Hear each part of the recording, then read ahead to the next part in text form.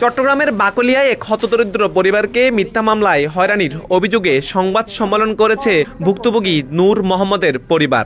10 August রবিবার বিকেলে Chittagong academy হলে সংবাদ সম্মেলনে মিথ্যা মামলা ও রাজনৈতিক প্রভাবে হয়রানি থেকে মুক্তির দাবি জানায় ভুক্তভোগী পরিবারটি। আমরা মনে করি রাজনৈতিক প্রভাব। ভুক্তভোগী পরিবারের অভিযোগ, মামাতো বোন আসমা আক্তারের সঙ্গে দীর্ঘদিনের পারিবারিক বিরোধকে কেন্দ্র করে 2018 সালে একাধিক সাজানো মামলা দিয়ে তাদের সামাজিক ও পারিবারিক জীবনে অস্থিরতা সৃষ্টি করা হয়েছে। মামলা ও মাথাবাটায় আমাদের নামে মারামারি মামলা দিছে।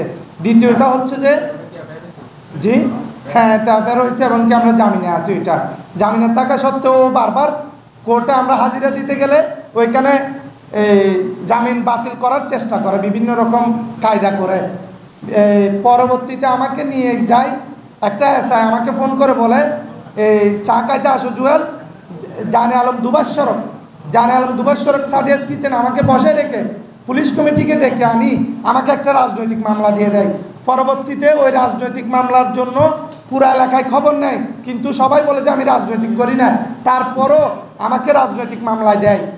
আমার ফ্যামিলিকে বলা হয়েছে যে 88 দিয়ে চালান দিবে, সারা রাত এরকম করে বলছে। সকালে আমার 1-11 মামলা একটাতে ঢুকাই দেয়।